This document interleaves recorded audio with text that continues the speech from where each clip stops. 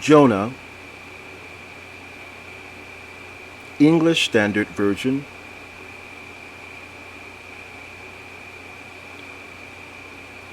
Jonah flees the presence of the Lord. Now the word of the Lord came to Jonah, the son of Amittai, saying, Arise, go to Nineveh, that great city, and call out against it, for their evil has come up before me. But Jonah rose to flee to Tarshish from the presence of the Lord. He went down to Joppa and found a ship going to Tarshish. So he paid the fare and went down into it to go with them to Tarshish, away from the presence of the Lord.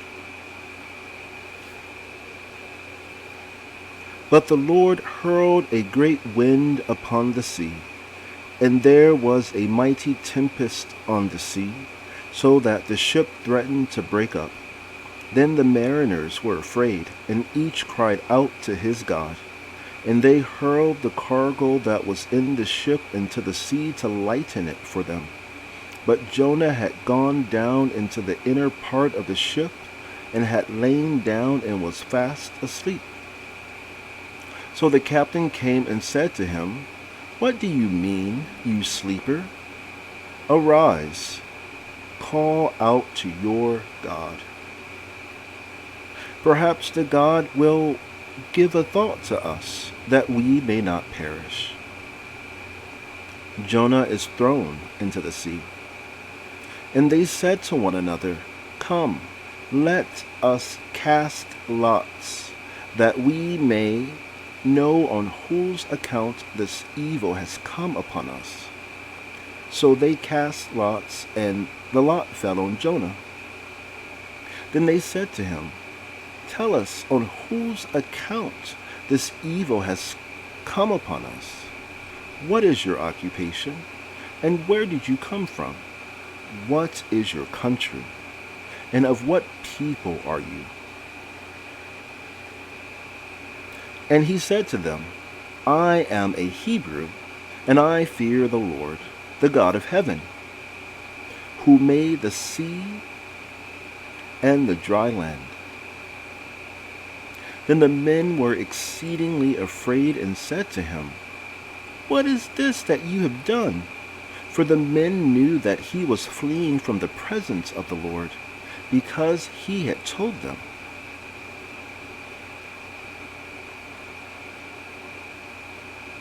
Then they said to him, What shall we do to you, that the sea may quiet down for us? For the sea grew more and more tempestuous. He said to them, Pick me up and hurl me into the sea. Then the sea will quiet down for you. For I know it is because of me that this great tempest has come upon you. Nevertheless, the men rowed hard to get back to dry land. But they could not, for the sea grew more and more tempestuous against them. Therefore they called out to the Lord, O Lord, let us not perish for this man's life, and lay not on us innocent blood. For you, O Lord, have done as it pleased you. So they picked up Jonah and hurled him into the sea, and the sea ceased from its raging. Then the men feared the Lord exceedingly, and they offered a sacrifice to the Lord, and made vows. A great fish swallows Jonah. And the Lord appointed a great fish to swallow Jonah. And Jonah was in the belly of the fish 3 days and 3 nights. Jonah's prayer. Chapter 2. Then Jonah prayed to the Lord his God from the belly of the fish, saying, I called out to the Lord out of my distress, and he answered me. Out of the belly of Sheol I cried, and you heard my voice. For you cast me into the deep, into the heart of the seas, and the flood surrounded me. All your waves and your billows passed over me. Then I said, I am driven away from your sight, yet I shall again look upon your holy temple. The waters closed in over me to take my life. The deep surrounded me. Weeds were wrapped about my head at the roots of the mountains. I went down to the land whose bars closed upon me forever. Yet you brought up my life from the pit, O Lord my God. When my life was fainting away, I remembered the Lord, and my prayer came to you into your holy temple. Those who pay regard to vain idols forsake their hope of steadfast love. But I, with the voice of thanksgiving, will sacrifice to you. What I have vowed, I will pay. Salvation belongs to the Lord.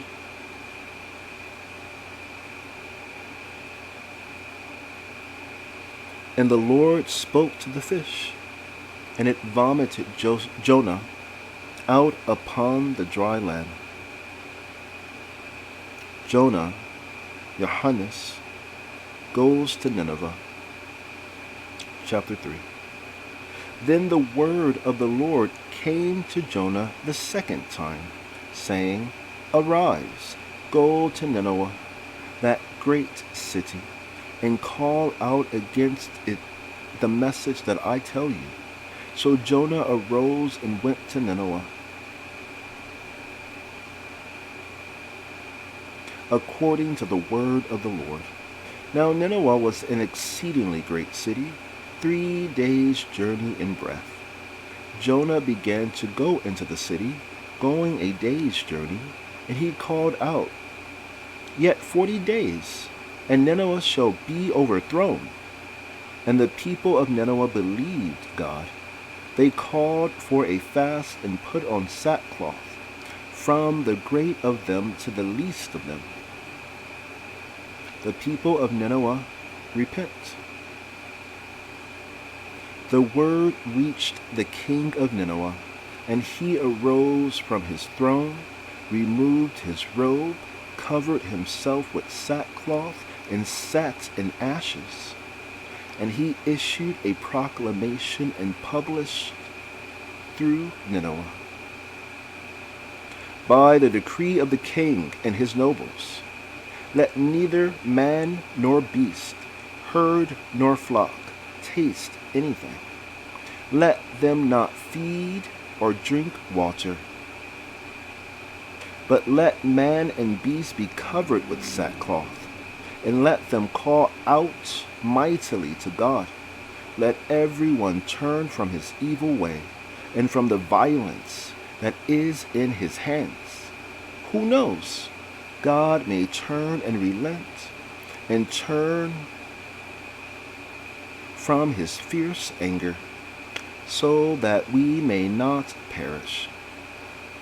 When God saw what they did, how they turned from their evil way, God relented of the disaster that he had said he would do to them, and he did not do it. Jonah's anger and the Lord's compassion. But it displeased Jonah exceedingly, and he was angry. And he prayed to the Lord and said, O Lord, is not this what I said when I was yet in my country? That is why I made haste to flee to Tarshish.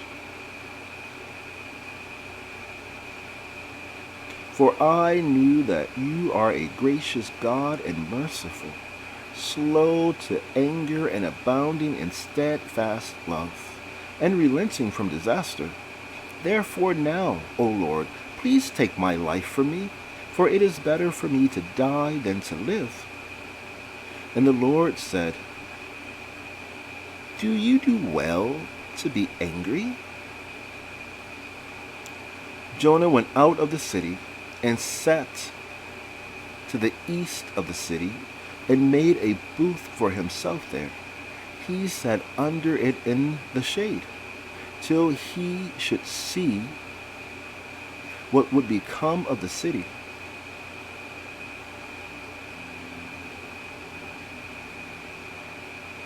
Now the Lord God appointed a plant and made it come up over Jonah, that it might be a shade over his head, to save him from his discomfort.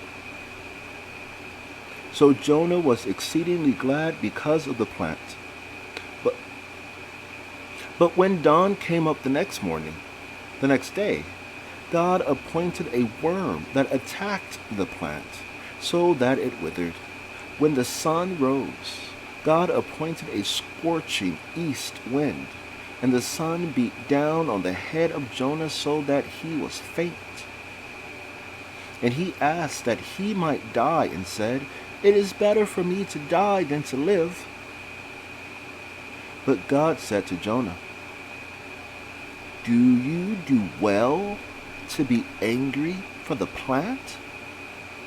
And he said, "Yes, I do well to be angry enough to die." And the Lord said, "You pity the plant, for which you did not labor, nor did you make it grow, which came into being in a night and perished in a night. And should not I pity Nineveh, the great city, in which there are more than 120,000 persons who do not know their right hand from their left, and also much cattle?"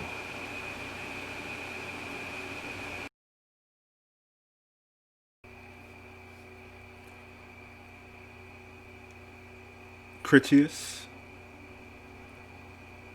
or workest,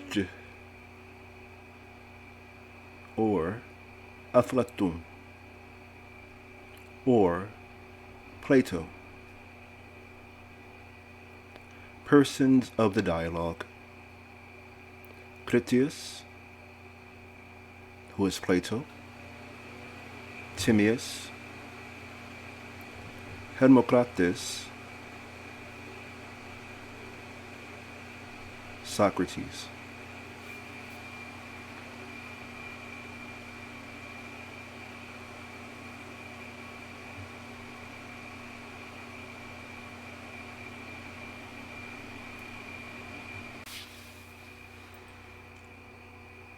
Timaeus, or Jonah. How thankful I am, Socrates, that I have arrived at last, and like a wearied traveler, after a long journey, may be at rest. And I pray the being who always was of old, and has now been by me revealed, to grant that my words may endure, and so far as they have been spoken truly and acceptably to him. But if unintentionally I have said anything wrong, I pray that he will impose upon me a just retribution. And the just retribution of him who errs is that he should be set right, wishing then to speak truly in future concerning the generations of the gods. I pray him to give me knowledge, which of all medicines is the most perfect and best. And now, having offered my prayer, I deliver up the argument to Critias, who is to speak next according to our agreement. Plato: And I, Timaeus, accept the trust And as you at first said that you were going to speak of high matters, and begged that some forbearance might be shown to you, I too ask the same or greater forbearance for what I am about to say. And although I very well know that my request may appear to be somewhat ambitious and discourteous, I must make it nevertheless. For will any man of sense deny that you have spoken well? I can only attempt to show that I ought to have more indulgence than you, because my theme is more difficult. And I shall argue that to seem to speak well of the gods to men is far easier than to speak well of men to men. For the inexperience and utter ignorance of his hearers about any subject is a great assistance to him who has spoken of it, and we know how ignorant we are concerning the gods. But I should like to make my meaning clearer, if you will follow me. All that is said by any of us can only be imitation and representation. For if we consider the likenesses which painters make of bodies divine and heavenly, and the different degrees of gratification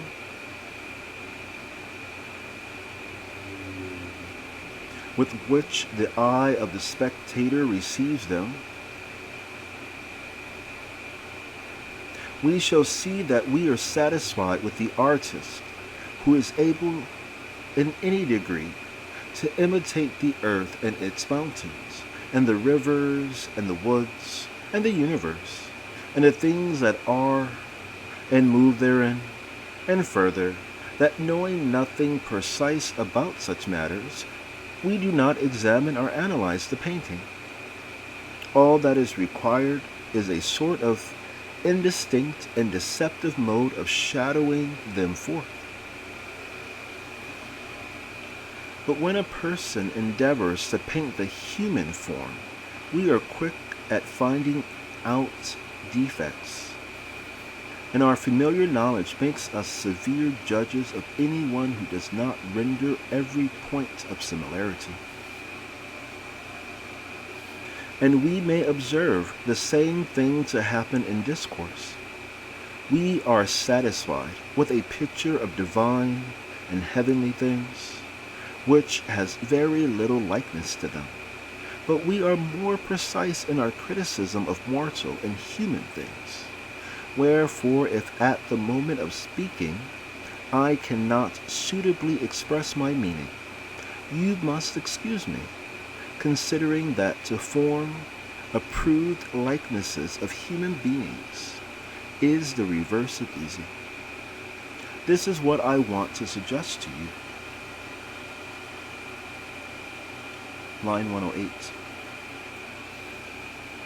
At the same time to beg, Socrates, that I may have not less but more indulgence conceded to me in what I am about to say, which favor, if I am right in asking, I hope that you will be ready to grant.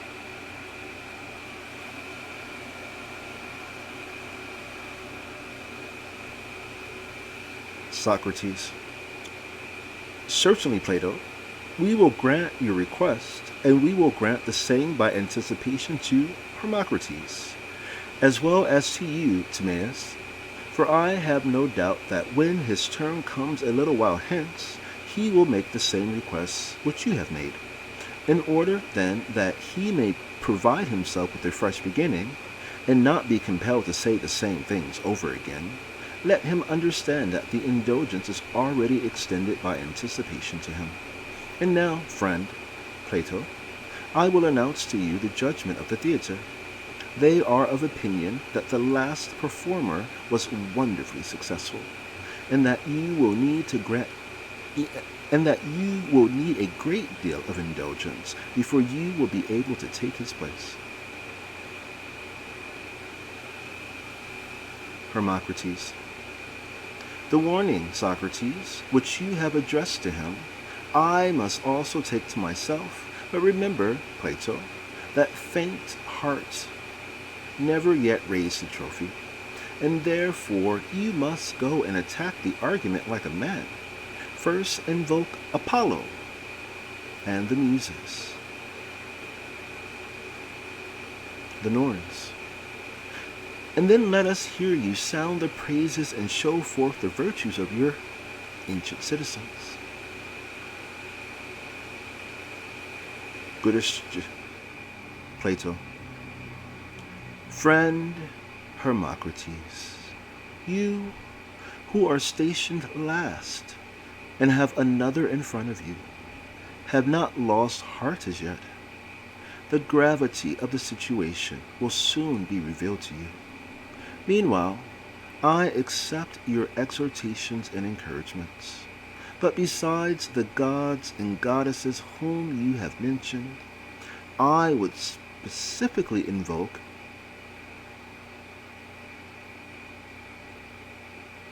Nemo Syne, Mnemosyne, semicolon. For all the important part of my discourse is dependent on her favor, and if I can recollect and recite enough of what was said by the priests and brought hither by Solon, my grandfather, I doubt not that I shall satisfy the requirements of this theater. And now, making no more excuses, I will proceed. Let me begin by observing first of all that 9,000 was the sum of years which had elapsed since the war which was said to have taken place between those who dwelt outside the Pillars of Hercules, which are now between Spain and Morocco, and all who dwelt within them. This war I am going to describe. Of the combatants, on the one side, the city of Athens was reported to have been leader and to have fought out the war. The combatants on the other side were commanded by the kings of Atlantis, which, as I was saying, was an island greater in extent than Libya and Turkey, called Asia. And when afterwards sunk by an earthquake, became an impassable barrier of mud to voyagers sailing from hence to any part of the ocean. The progress of the history will unfold the various nations of barbarians, now North Africans, and families of Hellenes, known as Greeks, which then existed, as they successively appear on the scene. But I must describe first of all the Athenians of that day and their enemies who fought with them, and then the respective powers and governments of the two kingdoms. Let us give the precedence to Athens. In the days of old, Kenzaman, the gods had the whole earth distributed among them by allotment.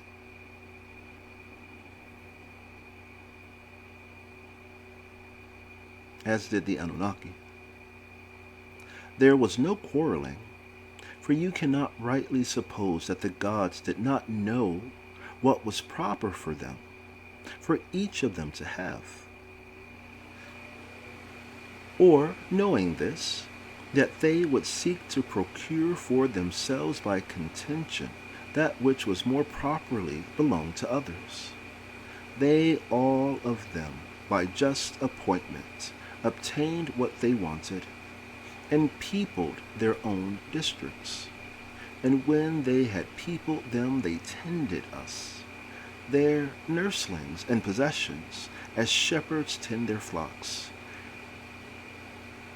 excepting only that they did not use blows or bodily force, as shepherds do, but governed us like pilots from the stern of the vessel, which is an easy way of guiding animals.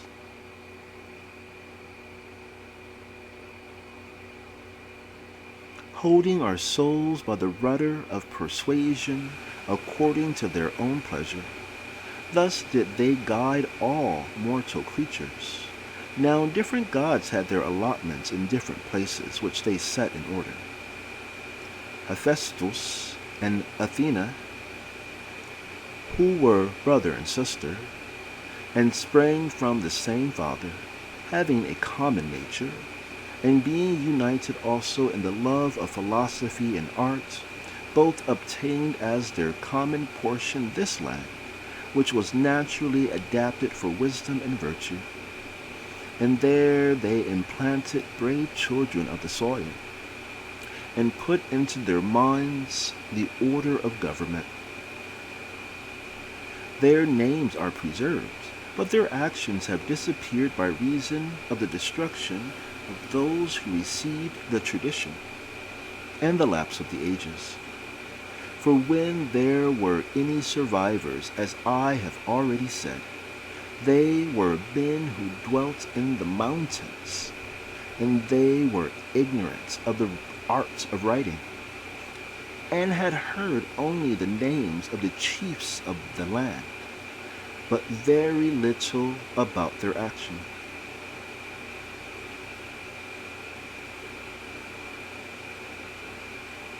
The names they were willing enough to give to their children, but the virtues and the laws of their predecessors they knew only by obscure traditions.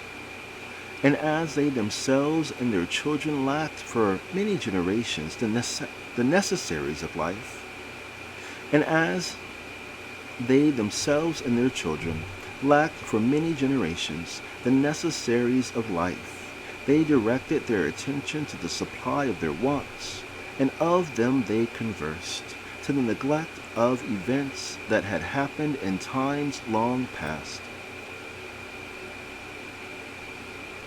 For mythology and the inquiry into antiquity are first introduced into cities when they begin to have leisure, and when they see that the necessaries of life have already been provided, but not before. And this is the reason why the names of the ancients have been preserved to us, and not their actions. This I infer because Solon said that the priests, in their narrative of that war, mentioned most of the names which are recorded prior to the time of Theseus, such as Cecrops and Erechtheus and Erechthonius and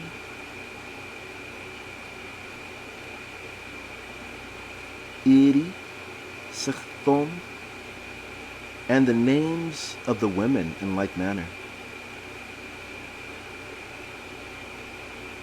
Moreover, since military pursuits were then common to men and women, the men of those days, in accordance with the custom of the time, set up a figure and image of the goddess in full armor, to be a testimony that all animals which associate together, male as well as female, may, if they please, practice in common the virtue which belongs to them without distinction of sex. Now the country was inhabited in those days by various classes of citizens. There were artisans, and there were husbandmen, and there was also a warrior class, Kshatriya, originally set apart by divine men. The latter dwelt by themselves, and had all things suitable for nurture and education. Neither had any of them anything of their own, but they regarded all that they had as common property, nor did they claim to receive of the other citizens anything more than their necessary food, and they practiced all the pursuits which we yesterday described as those of our imaginary guardians. Concerning the country, the Egyptian priest said what is not only probable, but manifestly true, that the boundaries were in those days fixed by the isthmus, and that in the direction of the continent they extended as far as the heights of Sith, Aaron, and Parnes. The boundary line came in the direction of the sea, having the district of Oropus on the right, and with the river Asopus as the limit on the left. The land was the best in the world, and was therefore able in those days to support a vast army, raised from the surrounding people, even the remnants of Attica, which now exists, may compare with any region in the world for the variety and excellence of its fruits and the suitableness of its pastures to every sort of animal, which proves what I am saying. But in those days the country was fair as now, and yielded far more abundant produce. How shall I establish my words? And what part of it can be truly called a remnant of the land that then was? The whole country is only a long promontory extending far into the sea, away from the rest of the continent.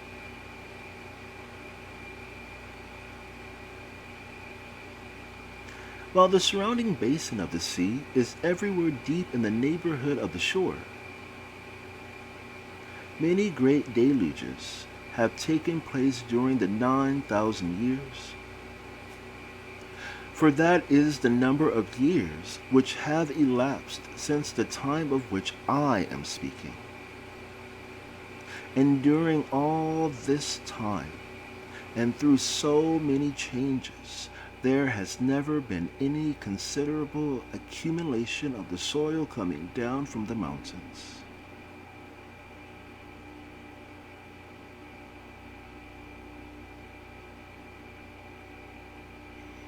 As in other places,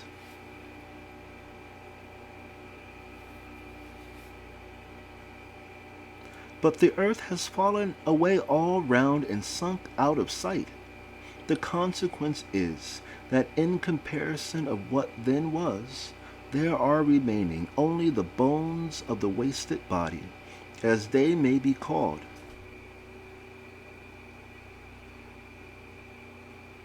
As in the case of small islands,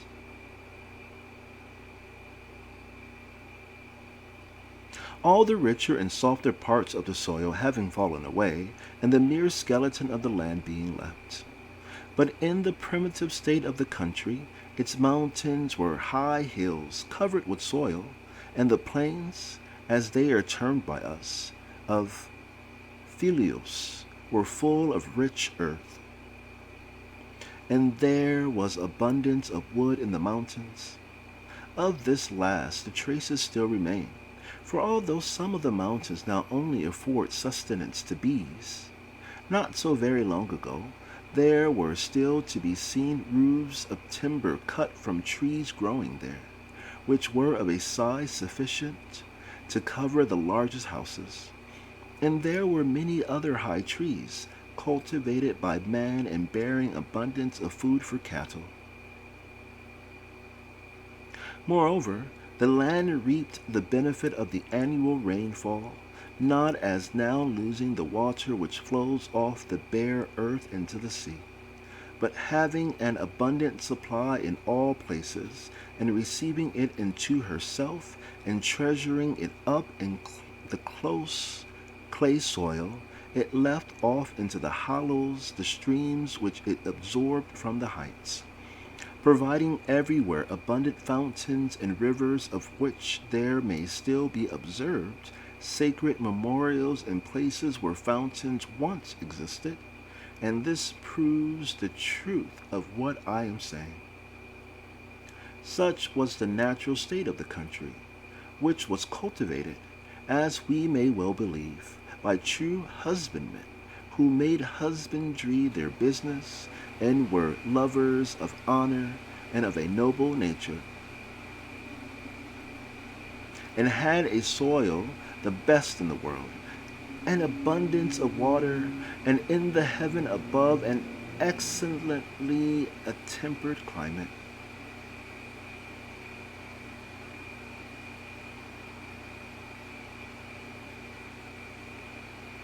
Now the city in those days was arranged on this wise. In the first place, the Acropolis was not as now, for the fact is that a single night of excessive rain washed away the earth and laid bare the rock. At the same time, there were earthquakes, and then occurred the extraordinary inundation, which was the third before the great destruction of Deucalion.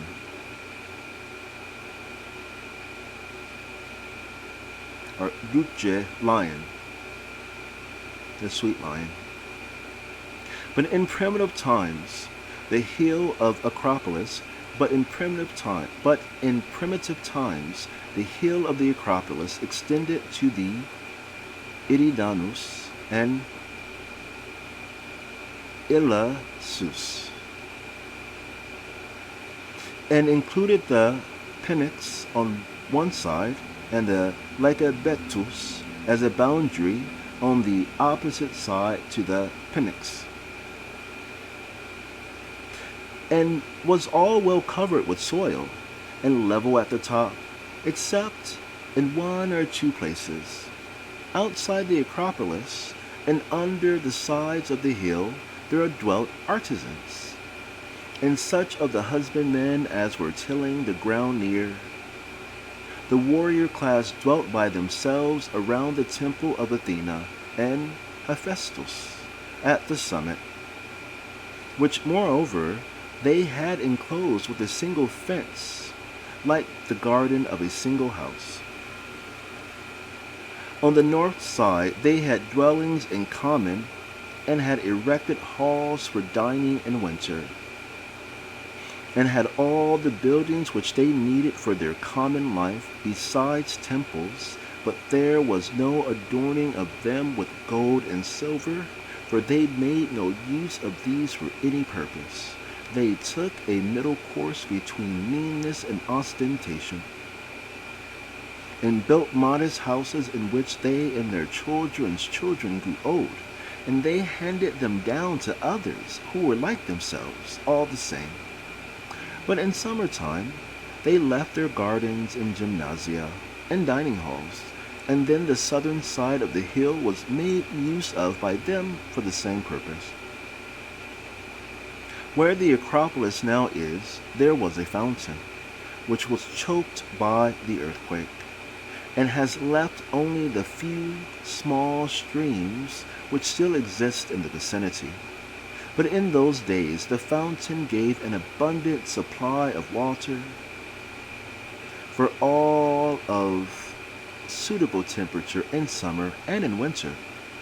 This is how they dwelt, being the guardians of their own citizens and the leaders of the Hellenes, who were their willing followers.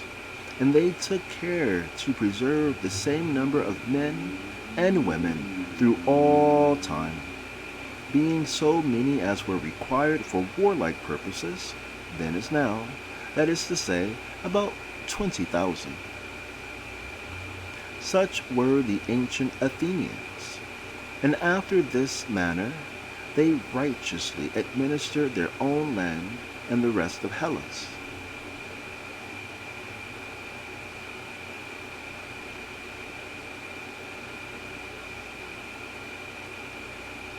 They were renowned all over Europe and Asia for the beauty of their persons and for the many virtues of their souls. And of all men who lived in those days, they were the most illustrious.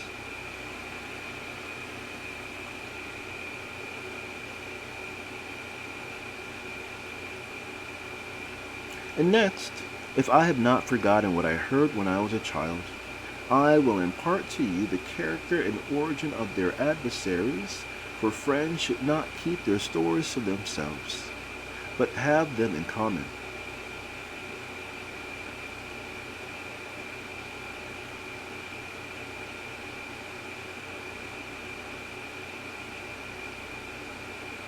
Yet, before proceeding further in the narrative, I ought to warn you that you must not be surprised if you should perhaps hear Hellenic names given to foreigners. I will tell you the reason of this. Solon, my grandfather, who was intending to use the tale for his poem, inquired into the meaning of the names, and found that the early Egyptians, in writing them down, had translated them into their own language, and he recovered the meaning of the several names, and when copying them out again, translated them into our language.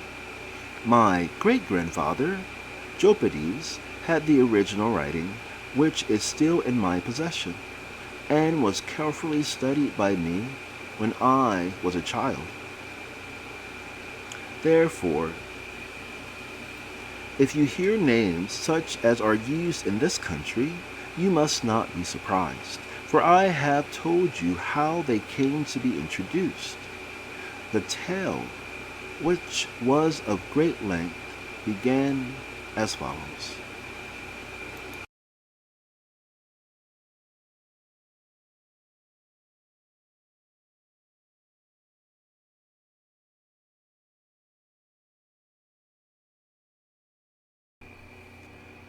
Critias, or Gudusche, or Plato, continues.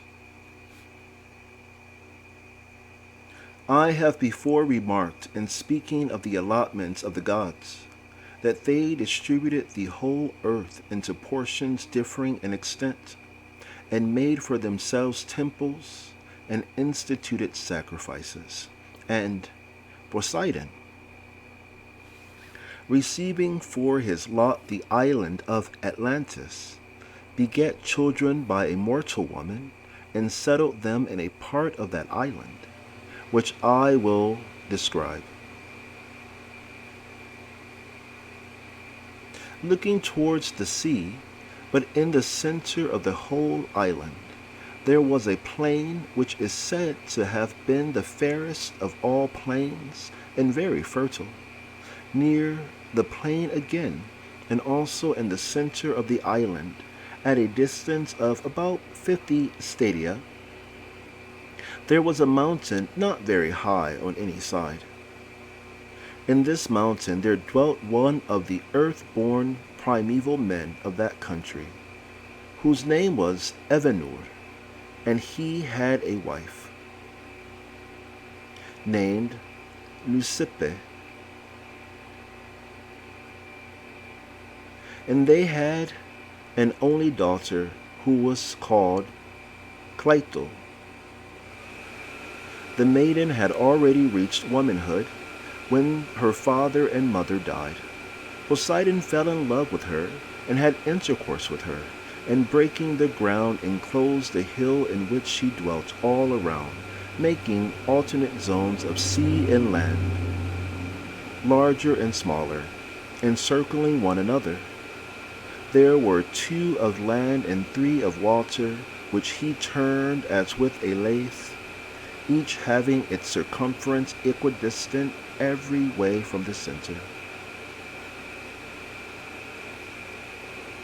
so that no man could get to the island, for ships and voyages were not as yet. He himself, being a god, found no difficulty in making special arrangements for the central island, bringing up 2 springs of water from beneath the earth,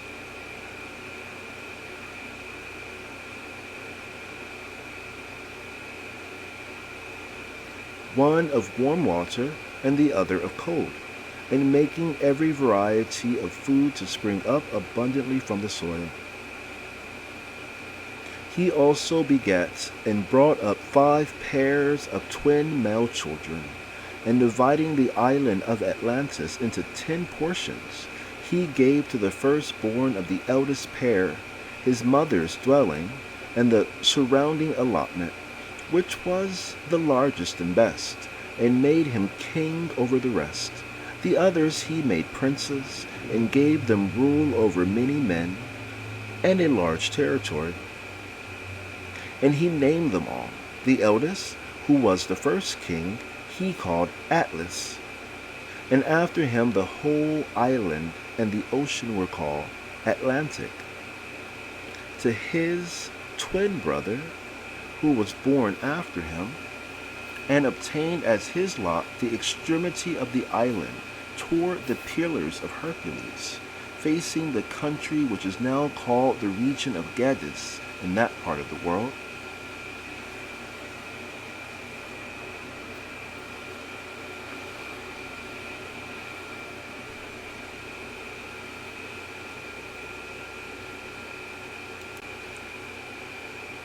Everglades.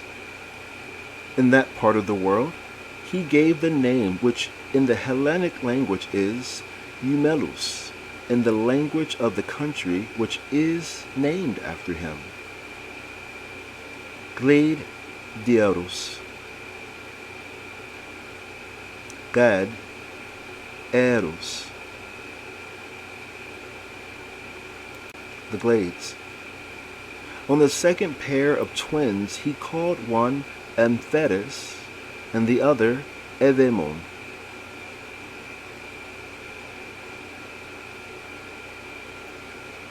Nom Ave. To the elder of the third pair of twins he gave the name Nicias and Autokethon to the one who followed him. Of the fourth pair of twins he called the elder Elesippus, and the younger Mestor. And on the fifth pair he gave to the elder the name Azaeus, and to the younger that of Diaprepes. All these and their descendants for many generations were the inhabitants and rulers of divers islands in the open sea. And also, as has already been said, they held sway in our direction over the country within the pillars as far as Egypt and Tyrrhenia.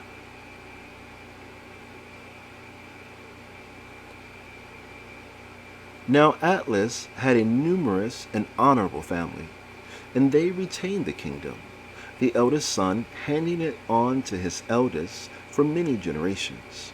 And they had such an amount of wealth as was never before possessed by kings or potentates, and is not likely ever to be again. And they were furnished with everything which they needed.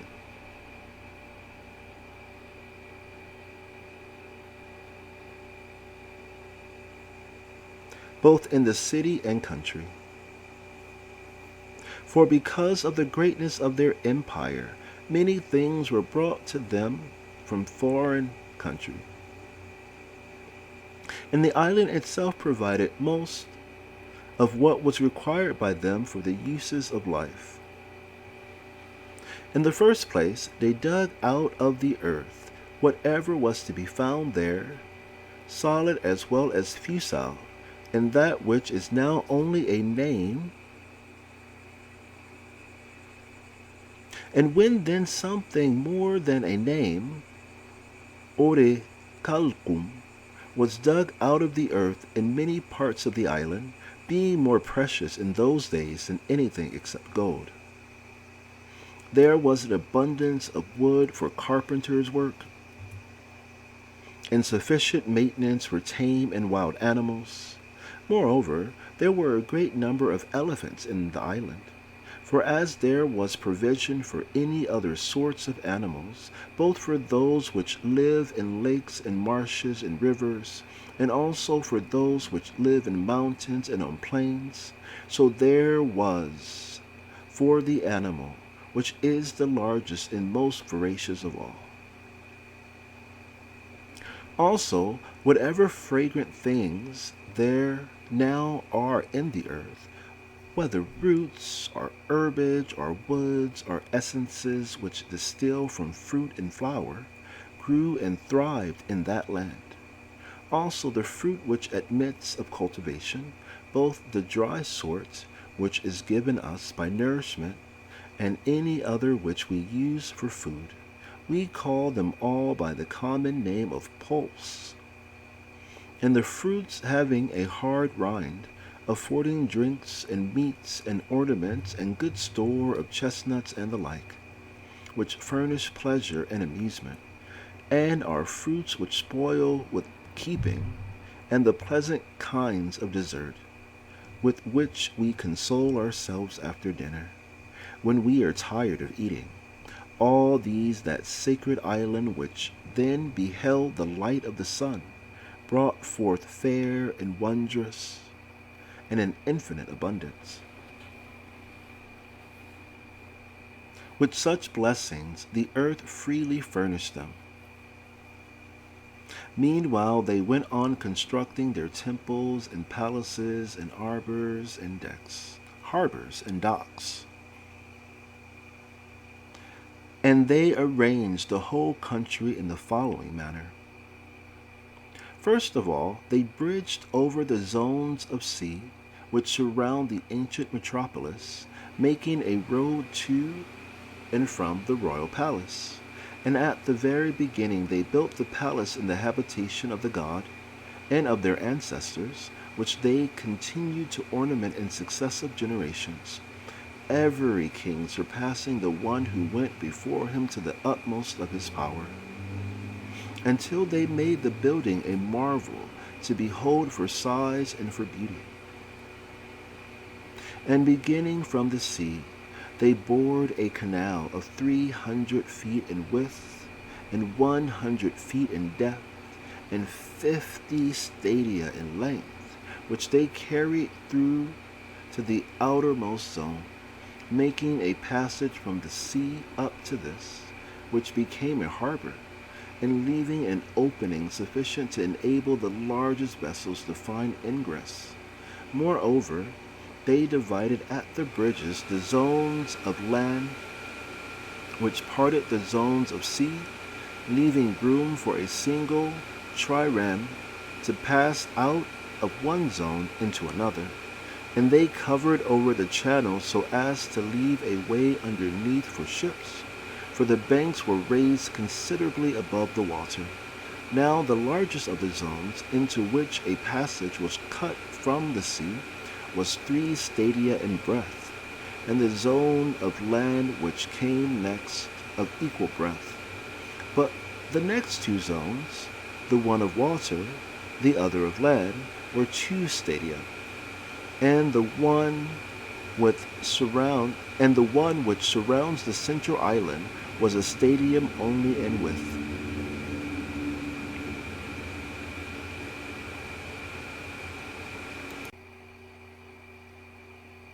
A stadia is 555 kilometers, 345 miles. 555 kilometers, 345 miles. 555 kilometers, 345 miles. A stadium is 1/3000th of a stadia. A stadium is 1/3000th of a stadium. A stadia is 1/3000th of a stadium.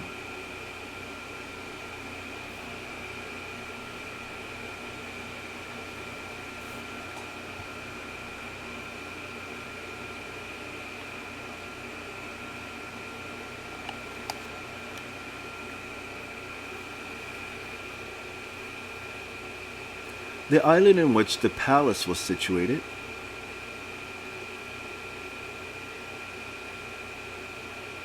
had a diameter of 5 stadia. All this, including the zones and the bridges.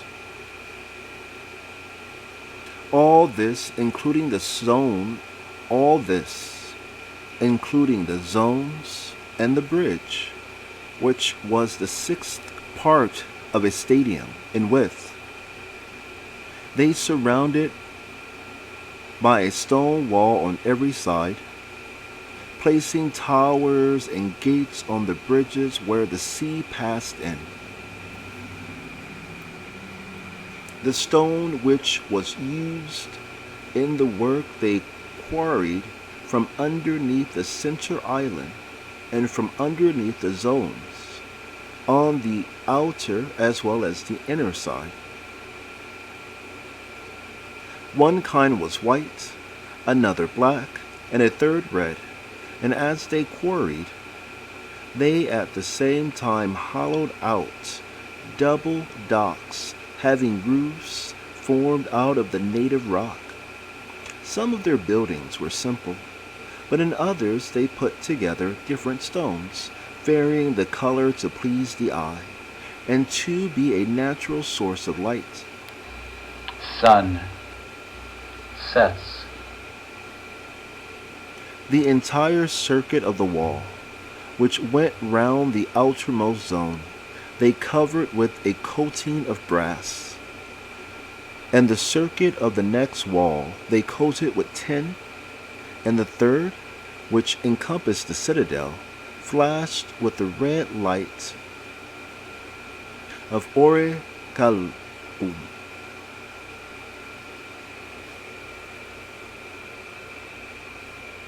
The palaces in the interior of the citadel were constructed on this wise.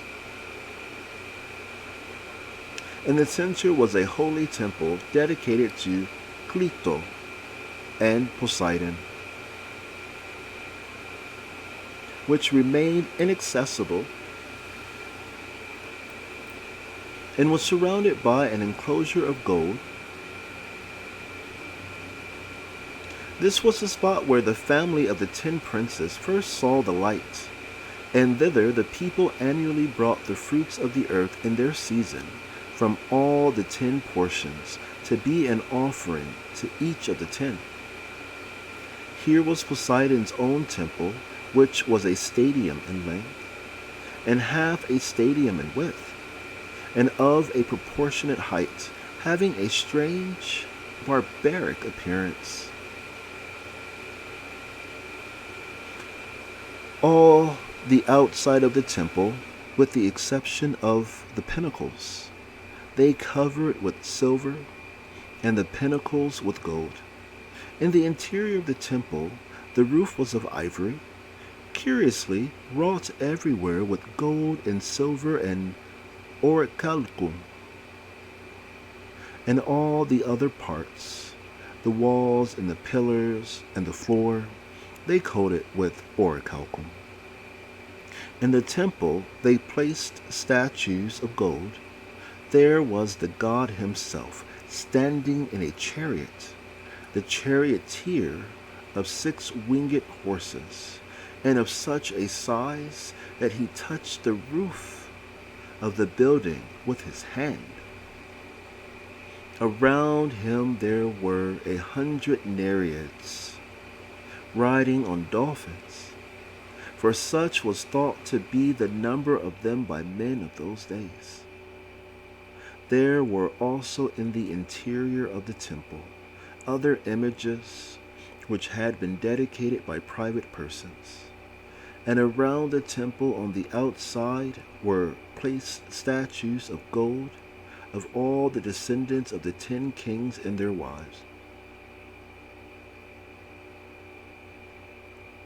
And there were many other great offerings of kings and of private persons, coming both from the city itself and from the foreign cities over which they held sway. There was an altar too.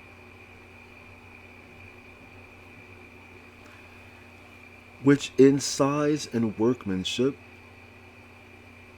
corresponded to the magnificence and the palaces in like manner, answered to the greatness of the kingdom and the glory of the temple.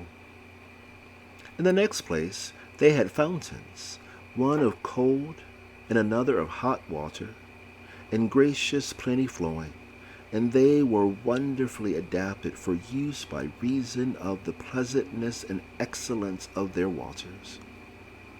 They constructed buildings about them and planted suitable trees. Also they made cisterns, some open to the heavens, others roofed over, to be used in winter as warm baths. There were the king's baths and the baths of private persons, which were kept apart, and there were separate baths for women and for horses and cattle, and to each of them gave as much adornment as was suitable. Of the water which ran off, they carried some of the grove of Poseidon. Of the water which ran off, they carried some to the grove of Poseidon, where were growing all manners of trees of wonderful height and beauty, owing to the excellence of the soil, while the remainder was conveyed by aqueducts along the bridges to the outer circle.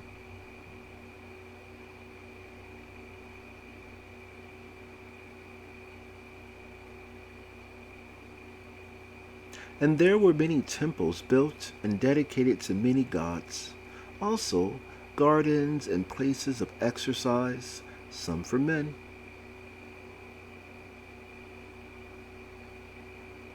and others for horses in both of the two islands formed by the zones. And in the center of the larger of the two there were set apart a race course of a stadium in width, and in length allowed to extend all round the island, for horses to race in.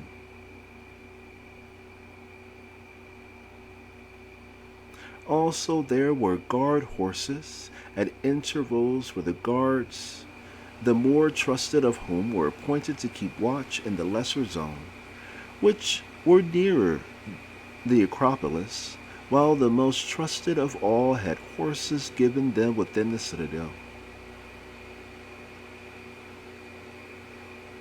Near the persons of the kings, the docks were full of triremes and naval stores, and all things were quite ready for use.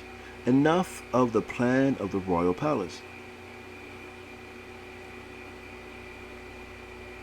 Leaving the palace and passing out across the three harbors, you came to a wall which began at the sea and went all round.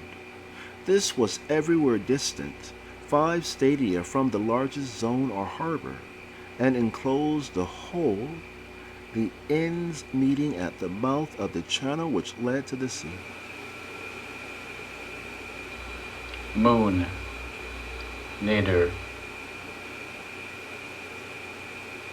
The entire area was densely crowded with habitations, and the canal and the largest of the harbors were full of vessels and merchants coming from all parts, who, from their numbers, kept up a multitudinous sound of human voices, and din and clatter of all sorts night and day.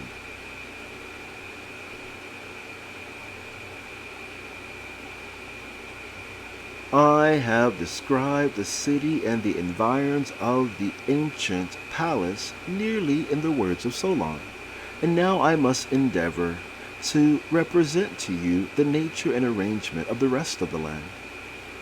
The whole country was said by him to be very lofty and precipitous on the side of the sea, but the country immediately about and surrounding the city was a level plain, itself surrounded by mountains which descended towards the sea. It was smooth and even, and of an oblong shape, extending in one direction 3,000 stadia. But across the center inland, it was 2,000 stadia. This part of the island looked toward the south and was sheltered from the north. The surrounding mountains were celebrated for their number and the size and beauty, far beyond any which still exist, having in them also many wealthy villages of country folk, and rivers, and lakes, and meadows supplying food enough for every animal, wild or tame, and much wood of various sorts, abundant for each and every kind of work. I will now describe the plain, as it was fashioned by nature and by the labors of many generations of kings through long ages. It was for the most part rectangular and oblong, and where falling out of the straight line followed the circular ditch. The depth and width and length of this ditch were incredible, and gave the impression that a work of such extent, in addition to so many others, could never have been artificial. Nevertheless, I must say what I was told. It was excavated to the depth of 100 feet, and its breadth was a stadium everywhere. It was carried round the whole of the plain, and was 10,000 stadia in length. It received the streams which came down from the mountains, and winding round the plain and meeting at the city, was there led off into the sea. Further inland, likewise, straight canals of 100 feet in width were cut from it through the plain, and again led off into the ditch leading to the sea. These canals were at intervals of 100 stadia, and by them they brought down the wood from the mountains to the city, and conveyed the fruits of the earth in ships,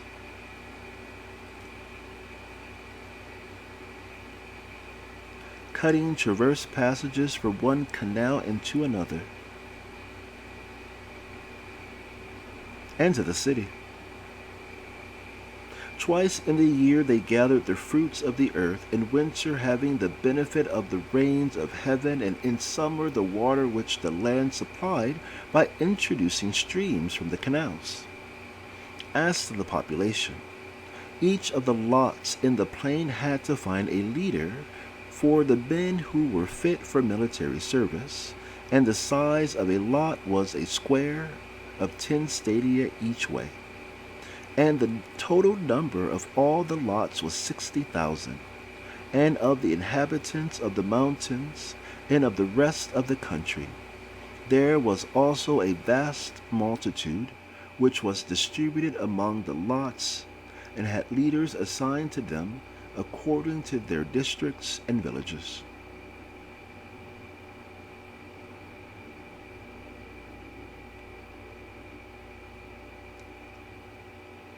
The leader was required to furnish for the war the sixth portion of a war chariot, so as to make up a total of 10,000 chariots.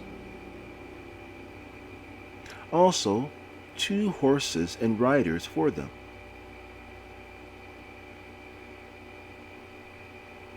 And a pair of chariot horses without a seat.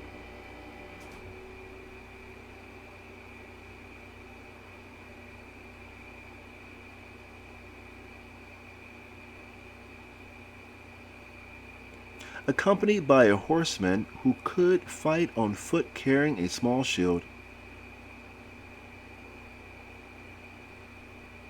and having a charioteer who stood behind the man at arms to guide the 2 horses.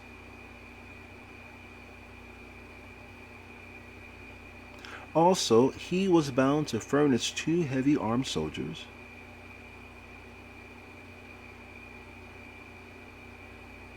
2 archers, 2 slingers, 3 stone shooters, and 3 javelin men, who were light armed, and 4 sailors to make up the complement of 1,200 ships. Such was the military order of the royal city. The order of the other 9 governments varied, and it would be wearisome to recount their several differences. As to offices and honors, the following was the arrangement from the first. Each of the 10 kings in his own division and in his own city had the absolute control of the citizens and, in most cases, of the laws, punishing and slaying whomever he would. Now, the order of precedence among them and their mutual relations were regulated by the commands of Poseidon, which the law had handed down.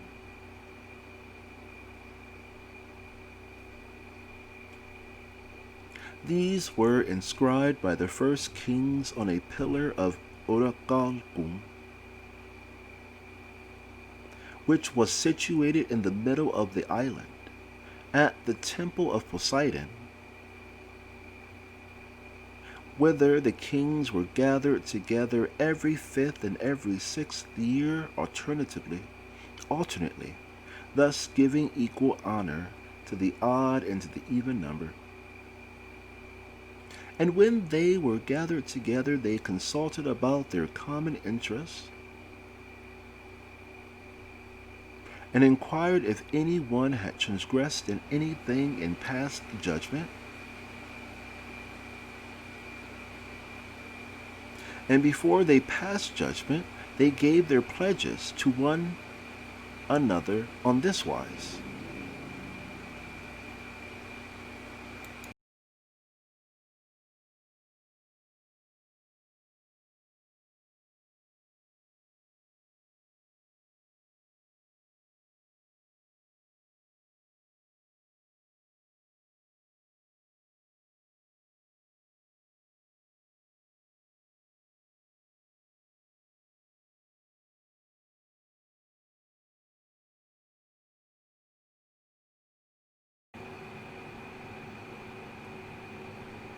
Critias, or Burushja, or Plato,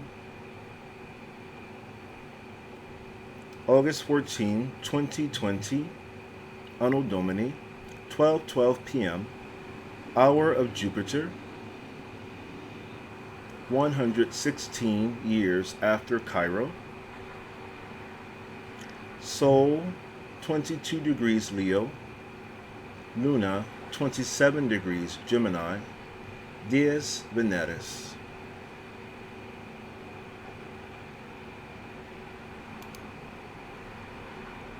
A continuation. There were bulls who had the range of the temple of Poseidon, and the 10 kings, being left alone in the temple, after they had offered prayers to the gods that they might capture the victim which was acceptable to him, hunted the bulls without weapons, but with staves and nooses. And the bull which they caught, they led up to the pillar and cut its throat over the top of it, so that the blood fell upon the sacred inscription. Now, on the pillar, beside the laws, Saturn Nader. Now, on the pillar, besides the laws, there were inscribed an oath. Now, on the pillar, besides the laws, there was inscribed an oath, invoking mighty curses on the disobedient. When therefore, after slaying the bull in the accustomed manner, they had burnt its limbs, they filled a bowl of wine and cast in a clot of blood for each of them. The rest of the victim they put in the fire, after having purified the column all around. Then they drew from the bowl in golden cups, and pouring a libation on the fire, they swore that they would judge according to the laws of the pillar, and would punish him who in any point had already transgressed them. And that for the future they would not, if they could help, offend against the writing of the pillar, and would neither command others nor obey any ruler who commanded them to act otherwise, than according to the laws of their father Poseidon.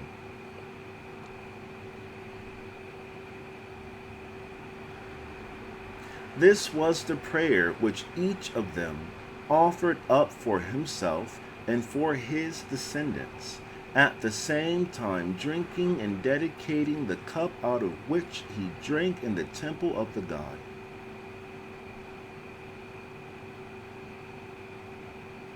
And after they had supped and satisfied their needs, when darkness came on, and the fire about the sacrifice was cool, all of them put on most beautiful azure robes, and sitting on the ground at night over the embers of the sacrifices by which they had sworn, and extinguishing all the fire about the temple, they received and gave judgment. If any of them had an accusation to bring against any one, and when they had given judgment at daybreak, they wrote down their sentences on a golden tablet, and dedicated it together with their robes to be a memorial. There were many special laws affecting the several kings inscribed about the temples, but the most important was the following: they were not to take up arms against one another, and they were all to come to the rescue if one in any of their cities attempted to overthrow the royal house. Like the ancestors, they were to deliberate in common about war and other matters.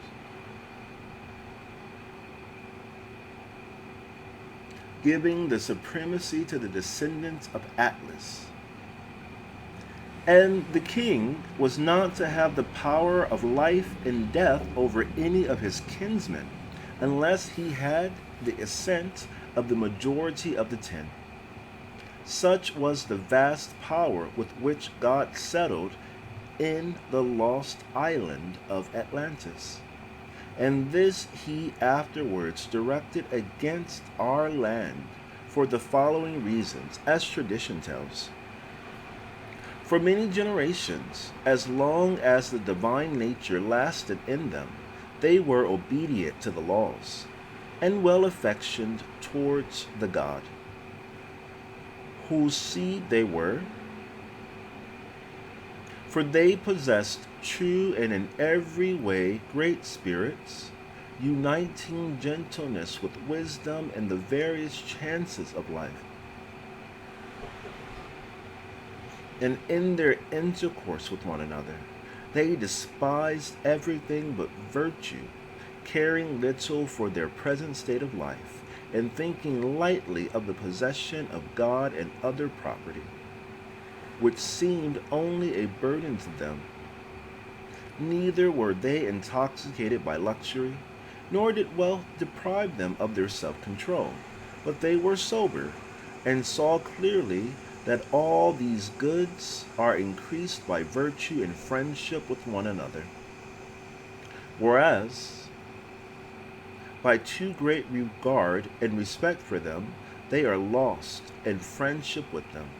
But such reflections, and by the continuance in them of a divine nature, the qualities which we have described grew and increased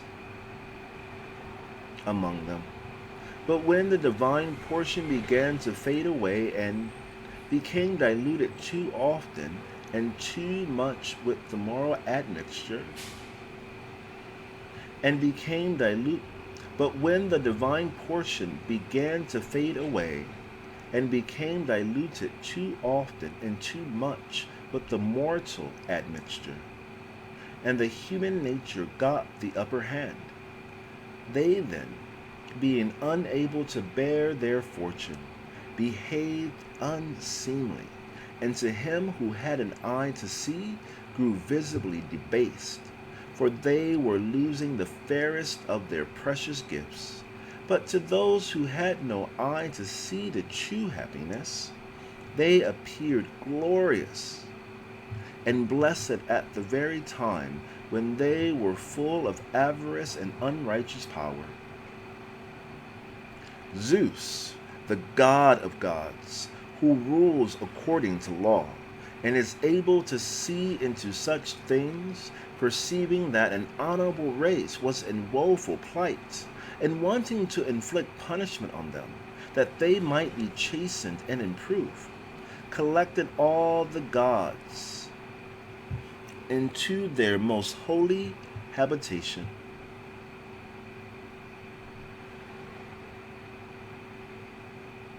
which, being placed in the center of the world, beholds all created things. And when he had called them together, he spake as follows.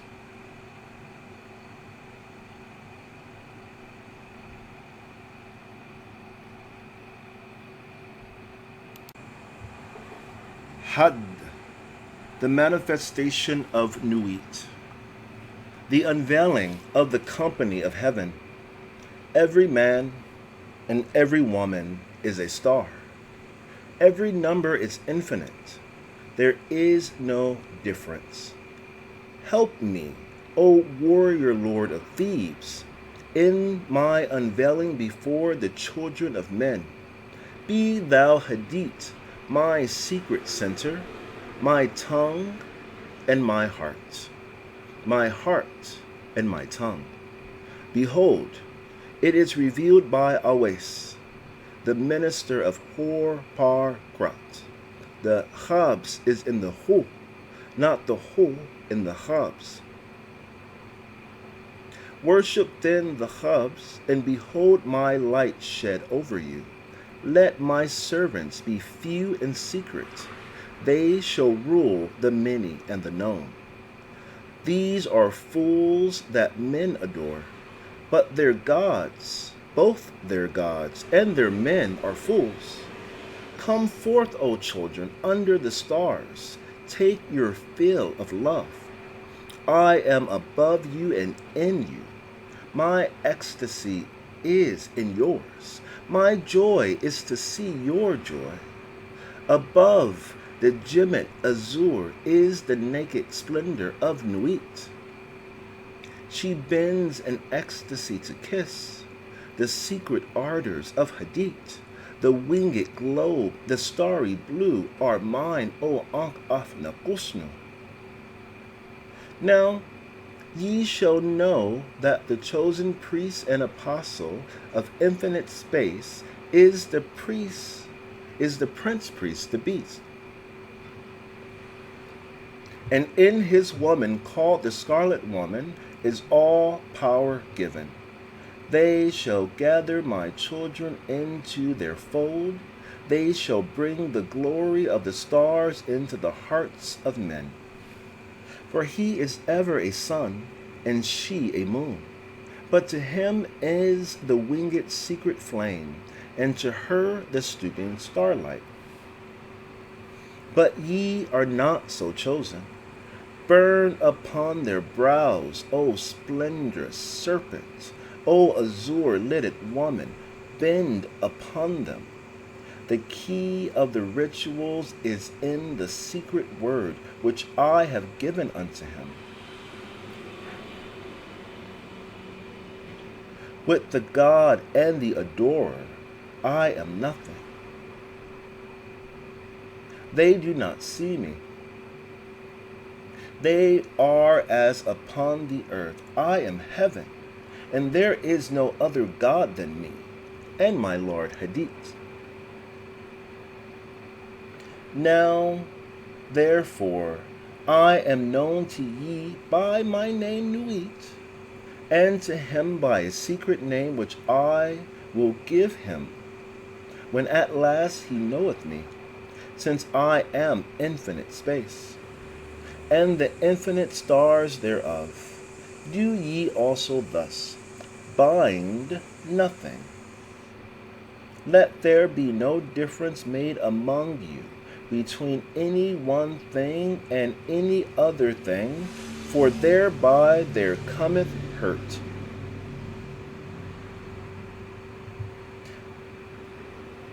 But whoever availeth in this, let him be chief of all.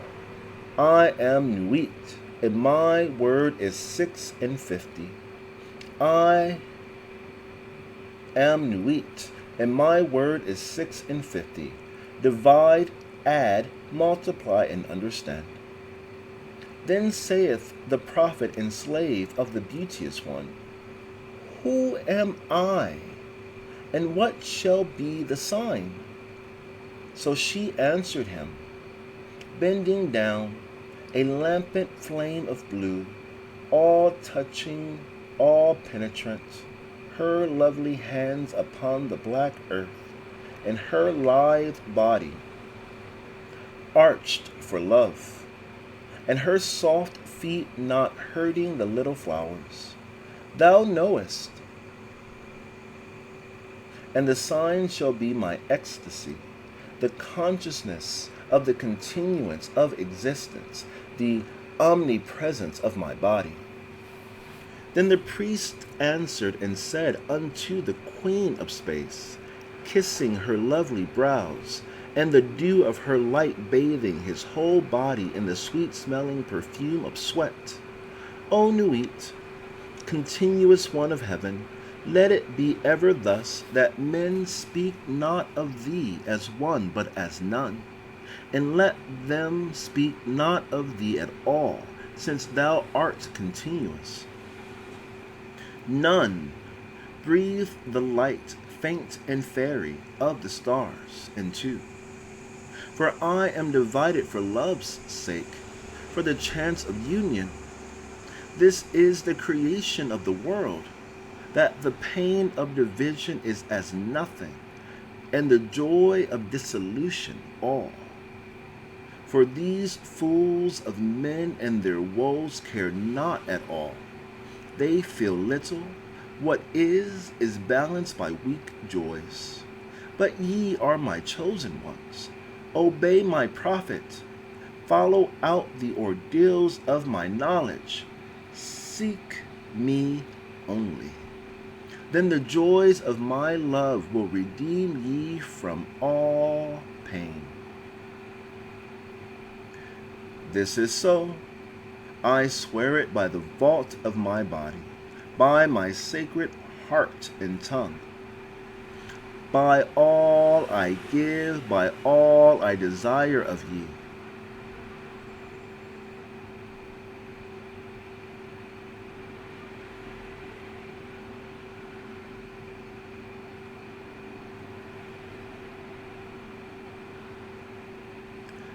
Then the priest fell into a deep trance or swoon, and said unto the Queen of Heaven, Write unto us the ordeals, write unto us the rituals, write unto us the law. But she said, The ordeals I write not, the rituals shall be half known and half concealed, the law is for all. This that thou writest is the threefold book of the law. My scribe, Ankh af Nahosnu, the priest of the princes, shall not in one letter change this book, but lest there be folly, he shall comment thereupon by the wisdom of Ra-Hor-Hut. Also the mantras and spells, the obeys and the wanga, the work of the wand and the work of the sword, these he shall learn and teach. He must teach, but he may make severe the ordeals. The word of the law is the lema. Who calls us Stelamites will do no wrong, if he look but close into the word. For there are therein 3 grades, the hermit, and the lover, and the man of earth. Do what thou wilt shall be the whole of the law. The word of sin is restriction. O man, refuse not thy wife, if she will. O lover, if thou wilt, depart. There is no bond that can unite the divided but love. All else is a curse. Accursed be it to the aeons. Hell.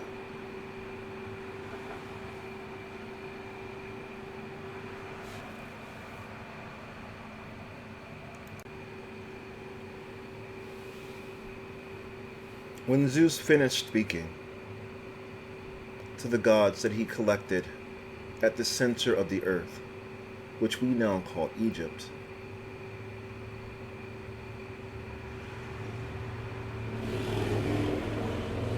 the rivers, huge and mighty, which divided the continent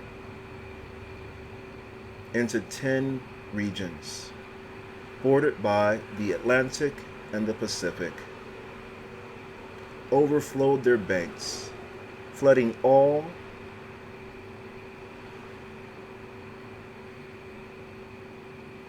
but the large obelisk which remained on the bank of the Atlantic.